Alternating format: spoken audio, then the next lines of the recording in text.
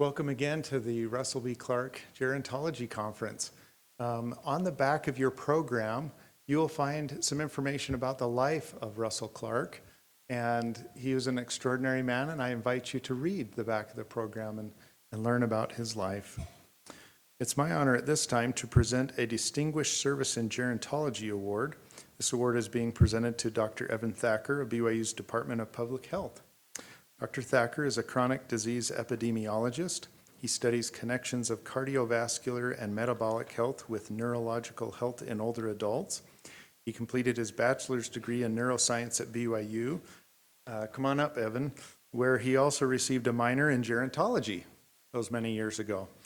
His master's degree in epidemiology at the Harvard School of Public Health and his doctoral degree in epidemiology at the University of Washington School of Public Health.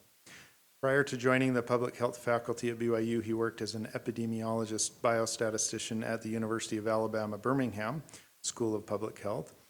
Dr. Thacker has supported the BYU Gerontology program by working with the Student Gerontology Club, serving on the Gerontology Committee, mentoring students in aging-related research, and in conducting his own aging-related research. And I will say the first time I really got to know Dr. Thacker was at the National Gerontological Society of America, where we ran into each other with our students and had a meal together. And it's then I realized, and that was probably 10 years ago, that we were fellow gerontologists. Anyway, congratulations, Dr. Thacker. We're grateful for the service that you provided to BYU students and the program here.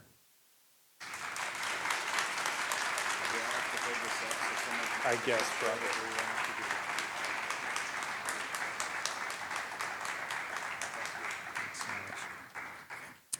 Our keynote speaker will now be introduced by Dr. Daniel Kay, faculty member in psychology at BYU. It is my pleasure to introduce Dr. Kenneth Lichstein. Dr. Lichstein is Professor Emeritus of Psychology at the University of Alabama, where he has served for many years as the chair of the department. He previously spent quite a bit of time at the University of Memphis, where he served as the director of clinical training. He is a fellow of the American Psychological Association and is certified in behavioral sleep medicine. His research is focused on sleep with an emphasis on psychological processes and late life insomnia, hypnotic dependence insomnia, comorbid insomnia, and epidemiological aspects of sleep.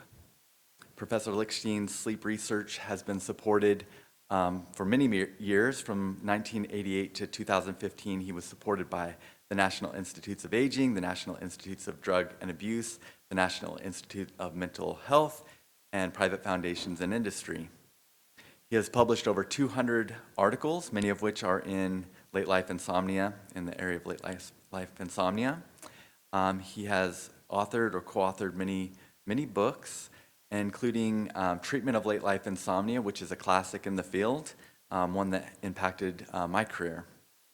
He is a founding editor of the Journal of Behavioral Sleep Medicine, which is the flagship journal for the Society of Behavioral Sleep Medicine, which he was a founding board of director for that society. So he is a father of behavioral sleep medicine, a very eminent pillar in our field. He was recognized in 2017 with the Peter Harai Career Distinguished Achievement Award from the Society of Behavioral Sleep Medicine. He's also mentored many of the leaders in the field of behavioral sleep medicine and inspired many more, myself being one of them. He is the mentor of my graduate mentor, Dr. McCrae, and he's just made so many contributions to the treatment of late life insomnia, it would be hard to encapsulate in an introduction like this. So he is quite a gem for our field, and it is my pleasure to welcome him with you. Please join with me in welcoming him, a father of behavioral sleep medicine.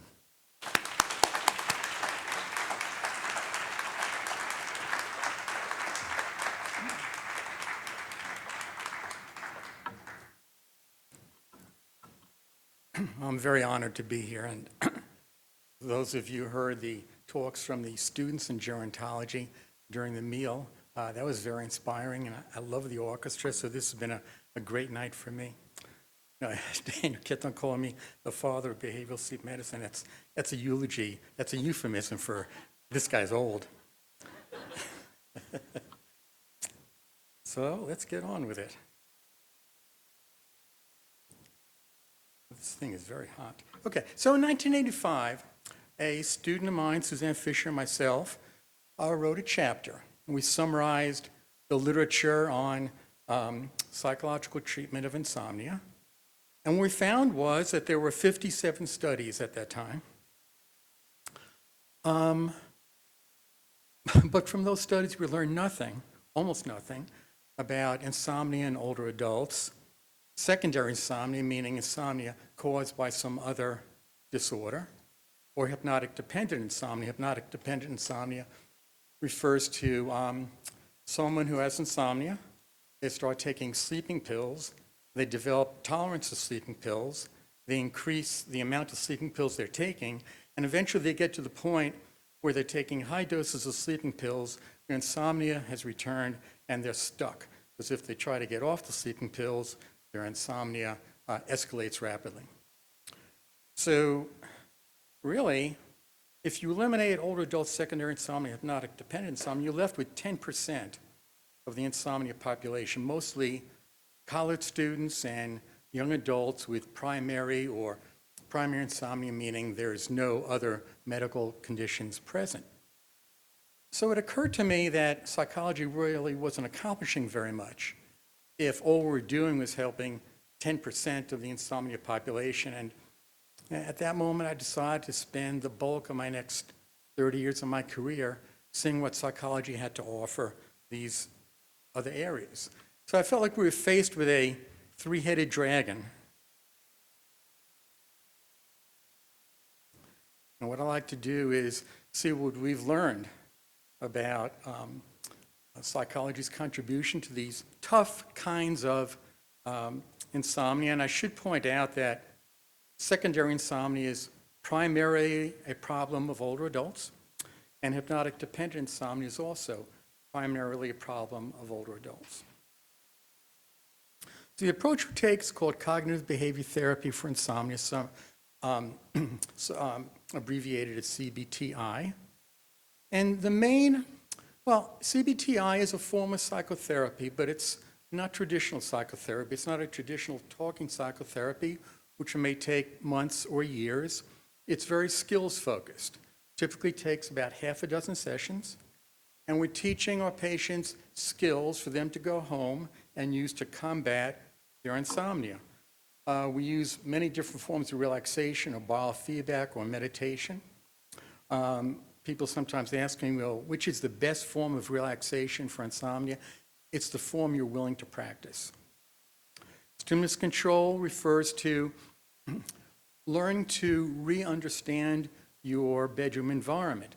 People with insomnia have learned that this is a threatening or uncomfortable environment, and stimulus control uses various procedures to help relearn and view the bedroom environment as a welcoming environment, as it is for most healthy sleepers.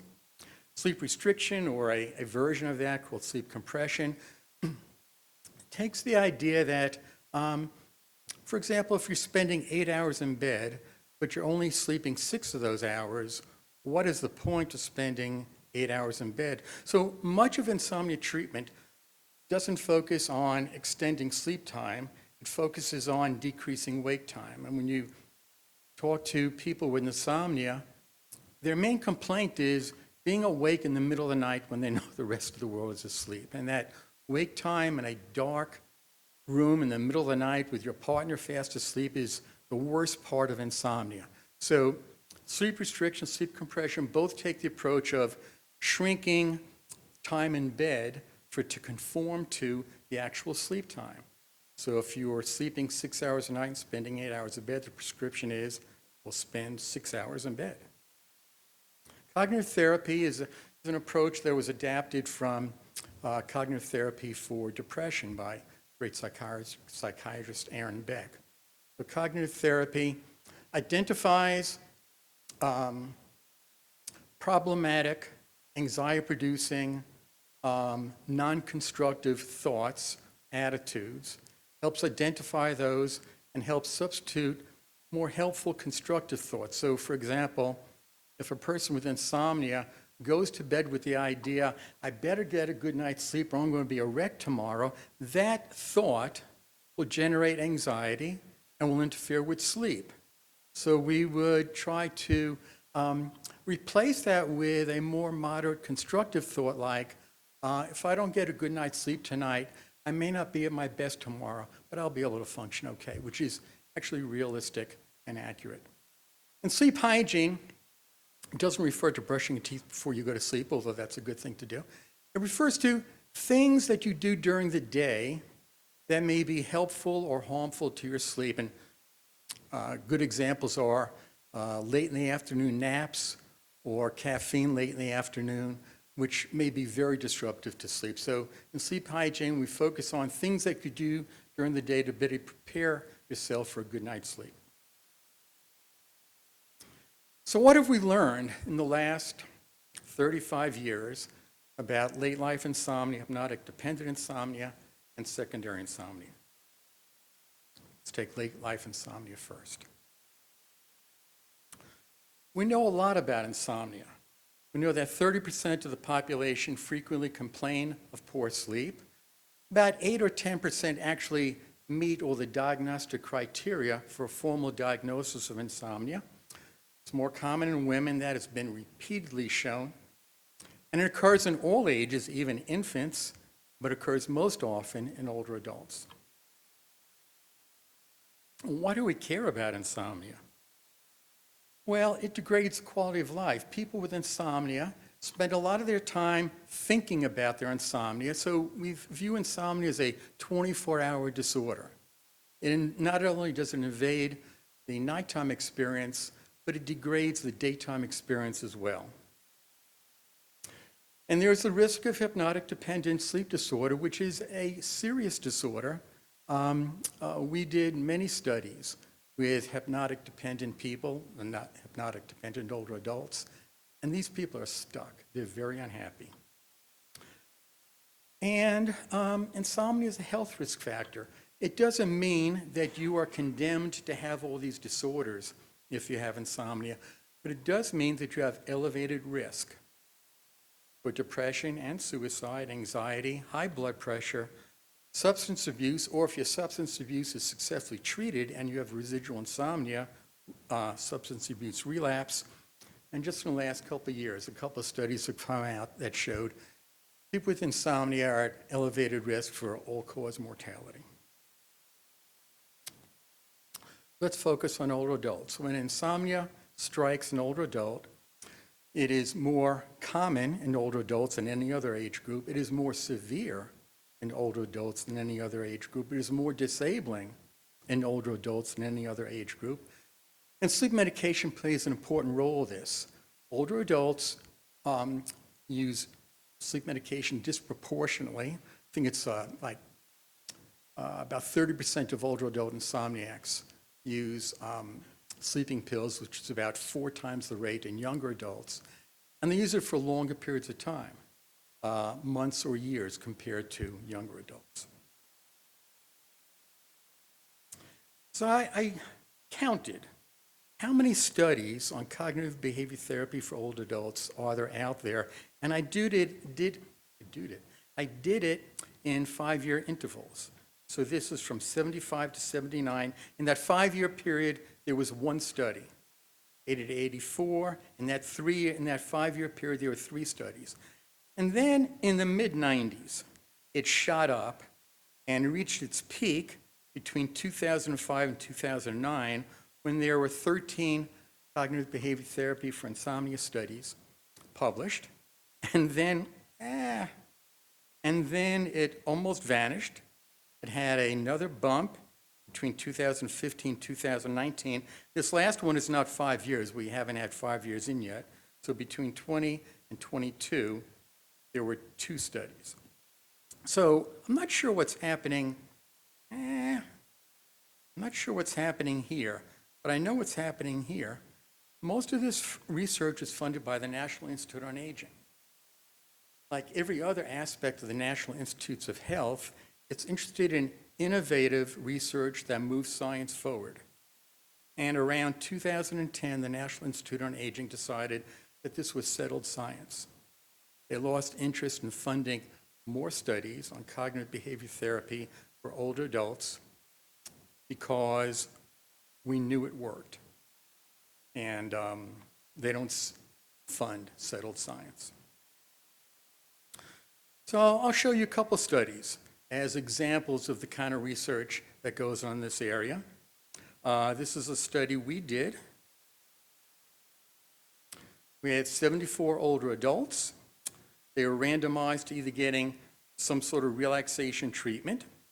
Sleep compression, which simply means we shrunk their time in bed to match their actual sleep time, or a placebo procedure.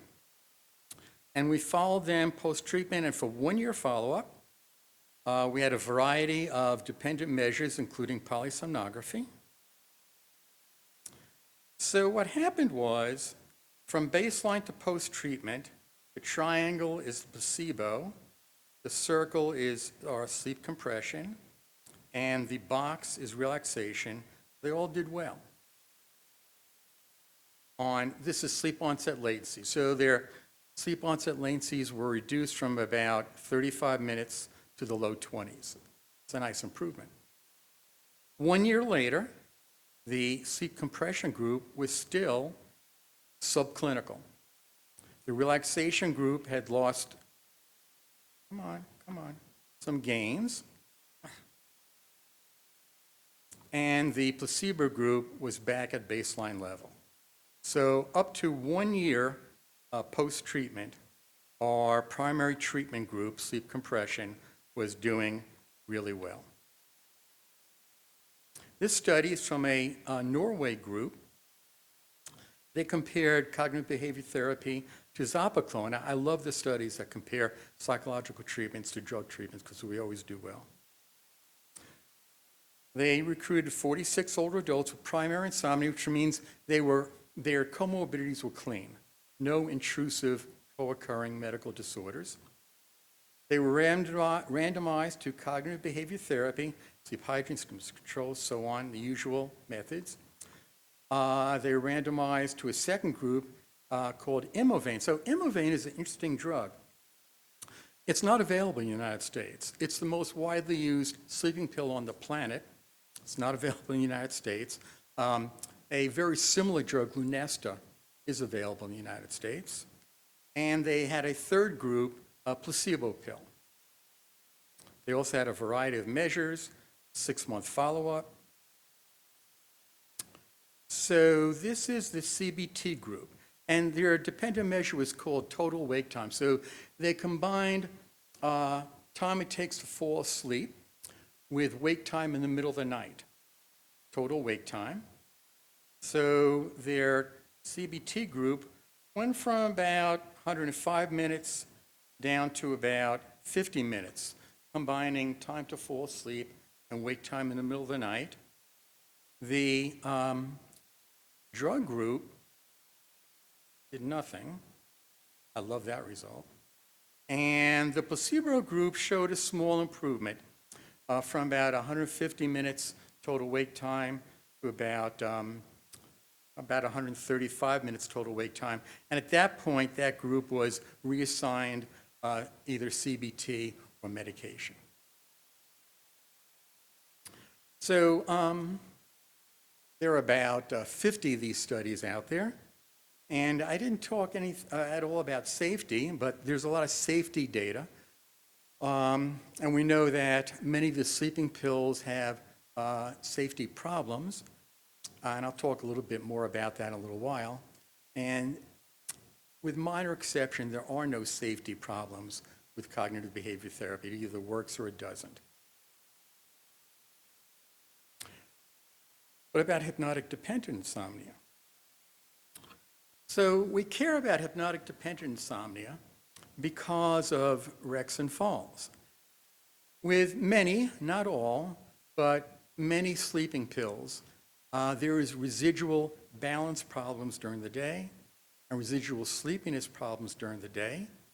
And the rise of wrecks and falls with people on these medications is about 4 times insomniacs who are not medicated. And I want to point out this drug right here, Zolpidem, that's Ambien. That's the most popular sleeping pill in this country. It's a study we did. Recruited 70, I call them mostly older adults. It was hard for us to recruit. So we're looking for people who have current insomnia, and they've been using sleeping pills for at least 6 months, and be older adults. So that's a very specific population. And we had trouble recruiting all the subjects who wanted, so we did admit some people in their 50s, and the reviewers decided it wasn't fair to call these people older adults, so we call them mostly older adults. We randomized people to 3 groups: typical cognitive behavior therapy, placebo biofeedback. So biofeedback involves measuring some biological function, often brain waves or muscle tension or skin conductance, sweating, and giving that feedback back to the subject so that they can experiment with different thoughts and emotions and feelings to alter the biofeedback signal and thereby alter that problematic physiological function. So we call it placebo because we were measuring muscle tension, how tense the person is. So we measured we recorded the biofeedback session of one of our research assistants and simply played that back to every subject in that condition so that the feedback was not specific to that person. And we had, so the CBT group also had gradual drug withdrawal. The placebo group also was given gradual drug withdrawal, very slow drug withdrawal. Typically took us 2 or 3 months to gradually withdraw their drugs, and psychologists can't do that. I had a physician colleague, and a drug withdrawal group only. We followed them for a year follow-up. We had a lot of measures. I'm not recording any of the PSG measures. For one thing, I don't have time to report all that stuff, and my feeling is that the self-report measures coming from sleep diaries they fill out in the morning, description of the sleep the night before, and we usually have 2 weeks of sleep diaries at baseline, post-treatment, and follow-up. The sleep diary is a record of the person's perception of their sleep. And there was a time when polysomnography was considered the gold standard, but in the insomnia literature in the last 20 years, the feeling has shifted.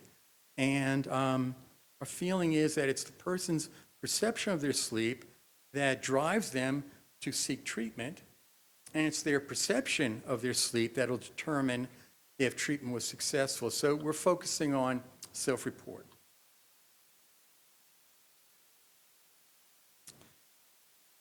So we're measuring how much medication they were using, and our measure is an LRD. I bet there's not a single person in the audience that knows what an LRD is. You're not very LRD knowledgeable. An LRD is the lowest recommended dose. So we go to the physician desk reference and see what is the lowest recommended dose for the drug they're taking. We had dozens of different types of sleeping pills in this study, and this is a great challenge in any study of sleep medication or comparing any other kinds of medication. How do you equate them? So if someone is taking 5 milligrams of Ambien compared to 5 milligrams of Klonopin, that's not the same dosage because one drug is more powerful than the other. So what we did was count lowest recommended doses. How many of the drug they were taking, how many doses were they taking? So our people came in the 2 to 3 dose range per night on average. And at post-treatment, all 3 groups on average were down 84%. Notice that our CBT group, our withdrawal-only group, our placebo group did pretty much the same. So CBT was not an advantage in getting people to gradually give up their sleep medication. They were eager to do that, and they just needed a little encouragement. At 1 year follow-up, our CBT group is still doing really well close to zero. The withdrawal-only group, not quite as well, and the placebo group, not quite as well. So the long-term benefits of CBT is what showed up here. This is sleep onset latency. The only significant finding in this figure is the drop of the CBT group from about taking 50 minutes to fall asleep to taking about 20 minutes to fall asleep. And by follow-up, there were no differences. So the benefits of CBD in this case were in the short run. The CBT benefits maintained for a year, but the other groups caught up. The most interesting group here is withdrawal only. So people are taking a medicine to treat a disorder. When you take that medicine away, their sleep improves. This is a finding that's been replicated by others. And also want to remind you that the CBT results are in the face of tremendous reductions in sleep medication. Here's a study by distinguished scientist Charles Morin. He compared CBTI plus withdrawal. He wanted to see if adding withdrawal to cognitive behavior therapy was more beneficial. So he didn't really have a control group. He had two active treatment groups. He had 76 older adults who were dependent on benzodiazepines. Benzodiazepines are a common class of sleep medications. It includes Prosom, Xanax, Valium, Dalamine. They were randomized to either CBT or CBT plus withdrawal. It has 1-year follow-up. So his results in withdrawal were almost identical to ours. At post-treatment, it didn't matter if it was just withdrawal, triangle, or just CBT, or both combined. Massive reductions. And they held up beautifully at follow-up, pretty much like our CBT group. His CBT-only group, and he's also measuring total wake time, the combination of time to fall asleep and time awake during the night. The CBT group went from about the low 150 minutes down to about 90 minutes. So there was still a fair amount of wake time left. Okay? The withdrawal, CBT plus withdrawal did about the same. This is the withdrawal-only group. Withdrawal only. Here again, the only treatment this group got was on advice on how to slowly withdraw from their sleep medication. And at 1-year follow-up, they were doing much better than doing a baseline. If there was a drug for high blood pressure, or a drug for diabetes, or a drug for anything, and they found results that showed when you withdraw the medication, the patient does better, that drug would be pulled off the market. It's troubling.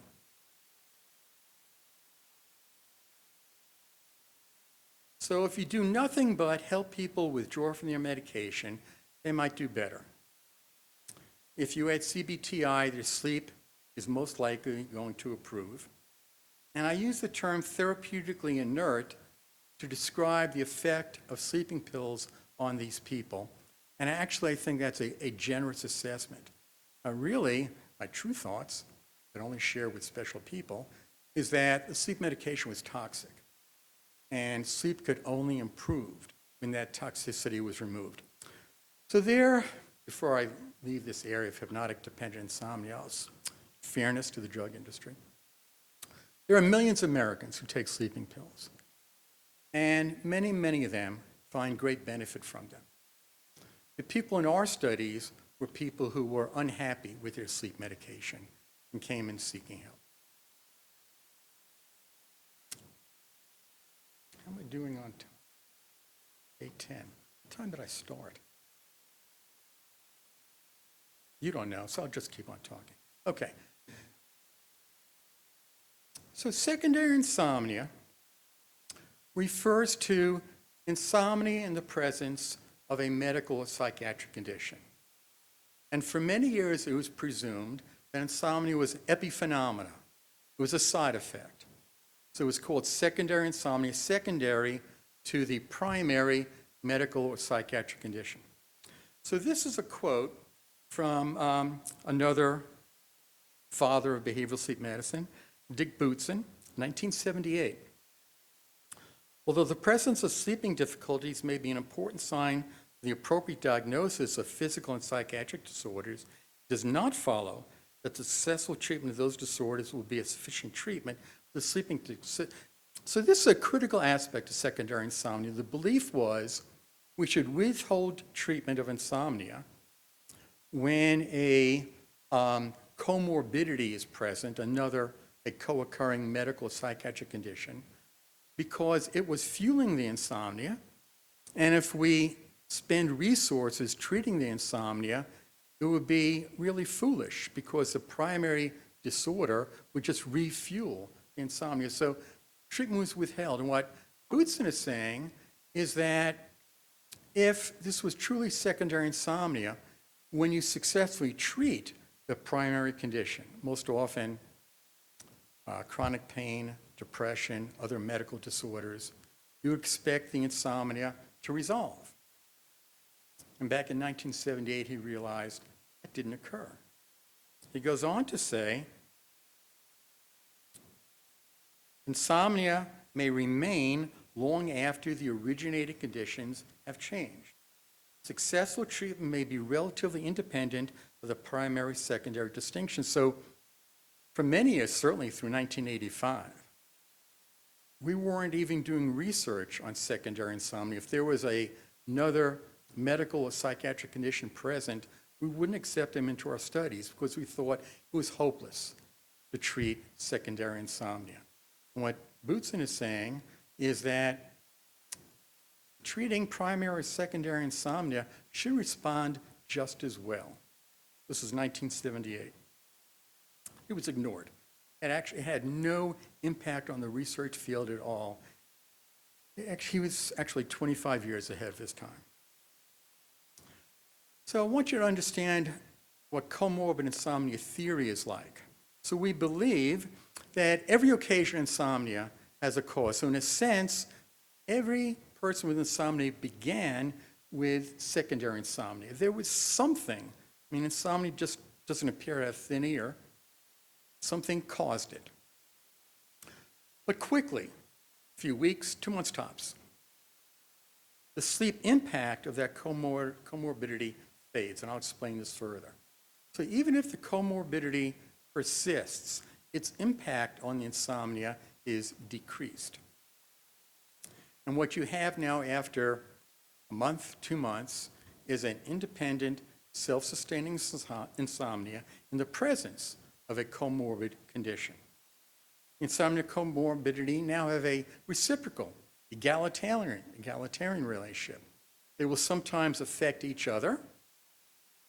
As in the case of pain, there's great pain research where it shows after a painful day, you are likely to have poor sleep. But after a poor night of sleep, you're going to be more sensitive. You're going to have greater pain reports the next day. Reciprocal. Or at other times, they will change their course and not affect the other at all. And by now we know that comorbid insomnia responds just fine to cognitive behavior therapy. So Art Spielman, 1987, posed this model of chronic insomnia.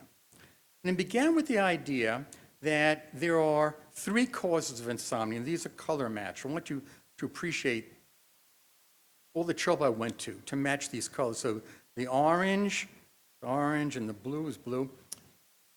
So there are predisposing factors, there are precipitating factors, and there are perpetuating factors. So every person has and these things are cumulative, they're additive. Each person has a threshold of how much they could tolerate before their sleep caves. So for some people, their predisposing factors, tendency to be anxious, tendency to worry, maybe some obsessive tendencies, may be very low. So it would take a great deal of other factors to push that person above the threshold. Other people, their predisposing factors are right at that threshold, and it doesn't take much at all to push them into an insomnia state. Precipitating factors, stress and health, will hit all of us. And the combination of what your predisposition level is, added to the current stress factors, may push you above that threshold. Now you're experiencing insomnia. For most people that are in this situation, they'll experience a couple of nights, a couple of nights of insomnia, and then it passes. Your sleep is just as it was before. But other people engage in perpetuating factors. They become concerned about their sleep, and there's nothing more unhelpful about your sleep than to become concerned about your sleep. Think about it. Healthy sleepers, going to sleep is effortless. They're not concerned about their sleep. They just let nature take its course. Healthy sleepers, we like to say that sleep is not effortful or thought-provoking for healthy sleepers. They have confidence in their ability to sleep, and they just go to sleep. People become concerned about their sleep through things like staying in bed extra long to create more opportunity for sleep, or increase caffeine during the day to combat excessive sleepiness they may be feeling, or they may drink alcohol at bedtime to help them fall asleep. Or the most problematic one is worry about sleep. There's nothing more disruptive to sleep than worry about sleep. And worry about sleep, as I mentioned before, is a 24-hour problem. It drains you during the day. Worrying, will I have another bad night's sleep? And at bedtime, you're worrying the same. Well, after a month or so, the impact of that original factor, comorbidity, shrinks, but now you're still above the threshold because of the well-intentioned but maladaptive steps you've taken to correct your insomnia. So this is a typical secondary insomnia situation where it's provoked by some factor, but within a month or two, that factor is not causing your insomnia anymore. This is causing your insomnia, and this is what cognitive behavior therapy for insomnia focuses on. In 2005, the National Institute of Health essentially banned the term secondary insomnia. They announced that the term secondary insomnia has no scientific valid basis. That was more than 25 years after Boutsen said the exact same thing. So in my files, I have 42 studies of so-called secondary insomnia. About a third of them, the insomnia is comorbid with depression. In half of them, there's a medical comorbidity, most often cancer or chronic pain.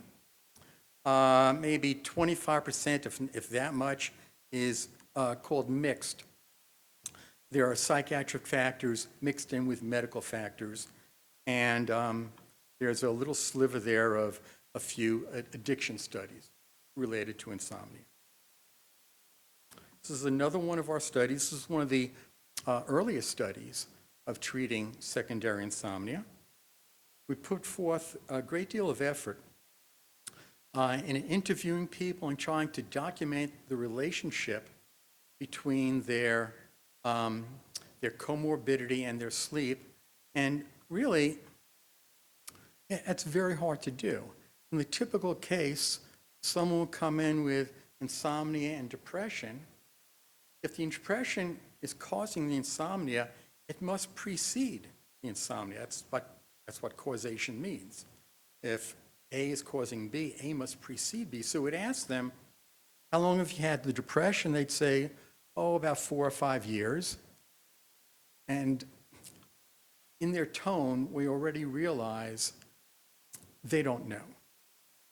People can't recall the details. They know they've had depression for a long time. It may have been 3 years, it may have been 10 years. In Alabama, anyway, they can't tell the difference. Then we'd ask them, well, how long have you had insomnia? And they'd come back again and say, oh, maybe 3 or 4 years. And we tried to ask them, did the depression precede the insomnia? They can't remember. So this was a typical interview we went through. We knew we had comorbidity, but it was impossible to determine what was causing what. They were randomized to either CBT or no treatment. We had 3-month follow-up. And this is sleep efficiency percent. So sleep efficiency percent is the ratio of time in bed spent sleeping. So if you're in bed for 8 hours and you're sleeping 6 hours, your sleep efficiency percent is 75%. Normal sleepers' sleep efficiency percent is in the low to mid 90s.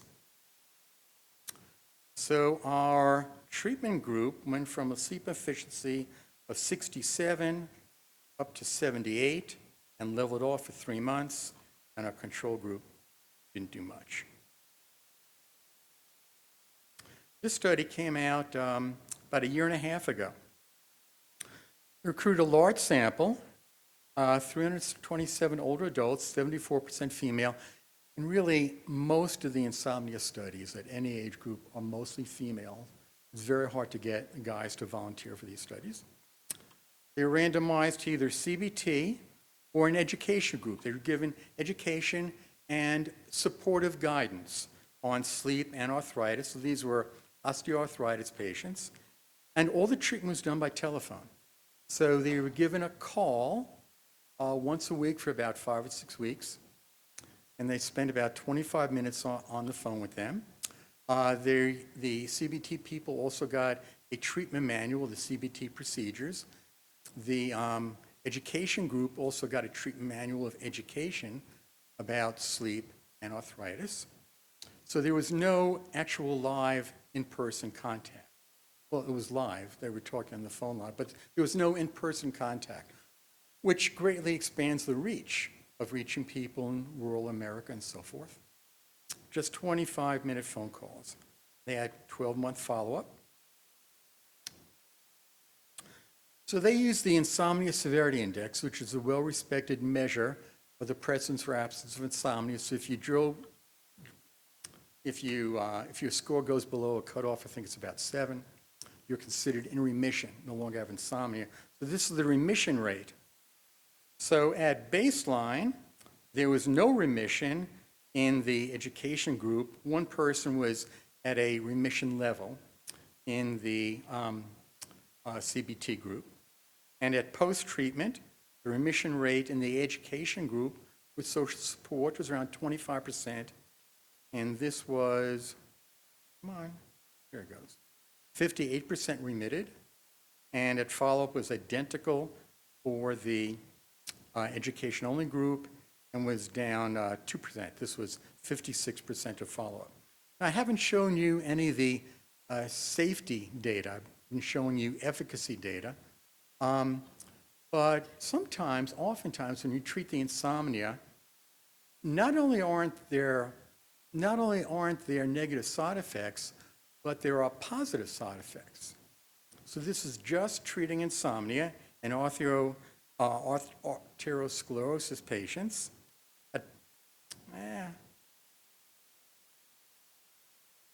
Here it goes. At post-treatment, their pain reports, their depression reports, and their fatigue reports will all improve just by treating insomnia. And at 1-year follow-up, the fatigue benefits still remained.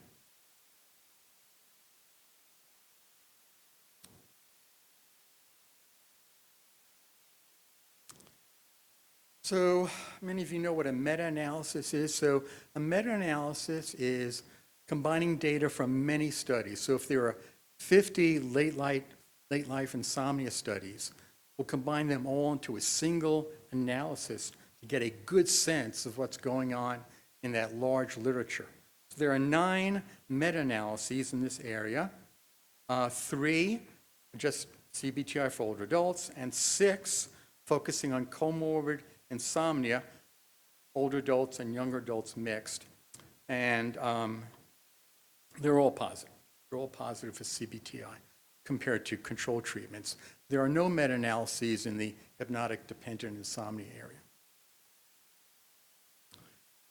So I feel like we slayed that dragon.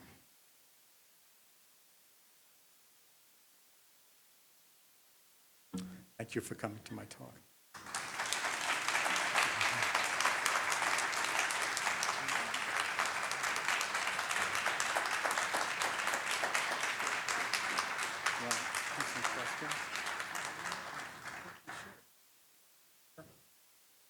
Let's take just a couple of minutes. And does anybody have a question for Dr. Lichstein? Yeah.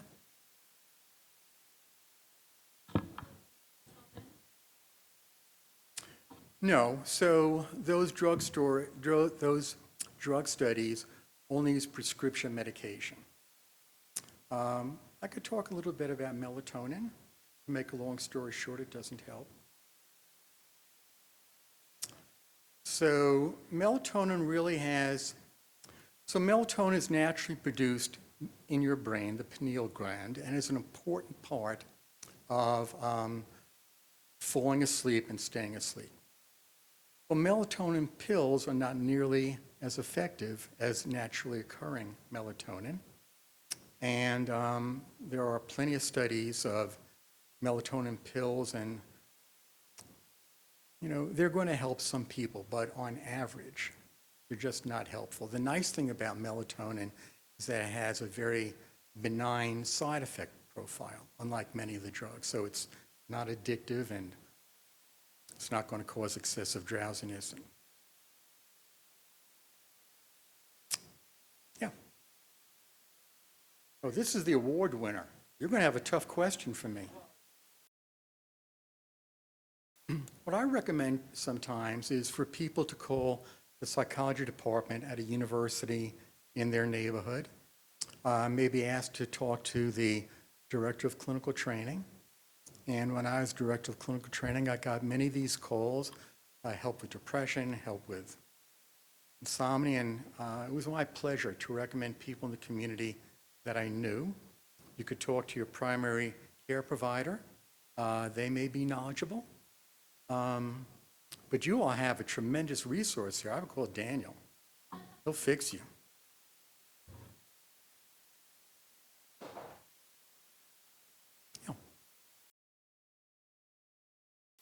The exact same way. You still may be sleeping 6 hours and being awake for 2 hours. 2 hours may be bunched in the middle of the night, or at the end of the night, or at the beginning of the night. It's the exact same problem. So what we'd say is we'd explain this rationale to the patient and say, you have 6 hours to spend in bed. And I don't care which 6 hours you pick. If you want to stay up late, you can sleep from 1 to 7. If you want to go to bed early, you sleep from 10 to 4. First night they do that, they're going to be awake some of that time, so they're not even going to get their 6 hours of sleep. So I mentioned slightly during this talk that there are rare side effects to cognitive behavior therapy for insomnia. Basically, the only side effect is with sleep restriction.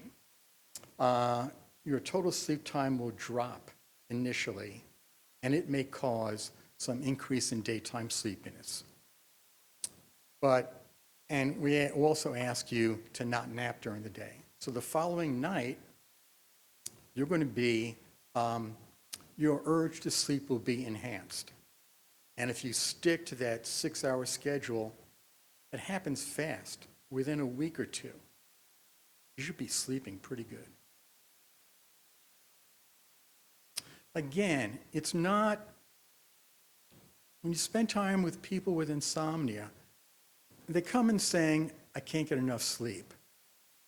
But on further questioning, that's not their main complaint. Their main complaint is they're awake during the night. So we're focusing not on increasing total sleep time, but on decreasing total wake time. And at about 2 months, the total sleep time will come back. So even though there's initial drop-off in total sleep time, within 2 months, they're getting about 30 minutes more total sleep time than a baseline. Yeah.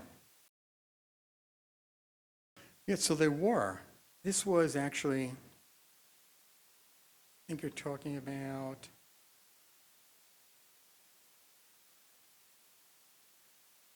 this study.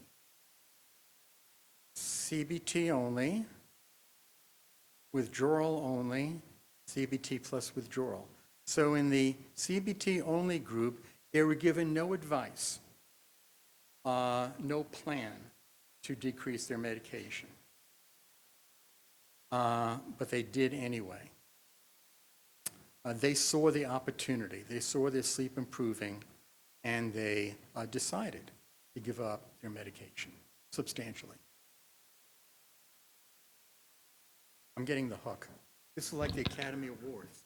You should play music to get me off the stage. We could do that. Bring the orchestra back. If you have additional questions, please come and talk to Dr. Lichstein. Thank you so much.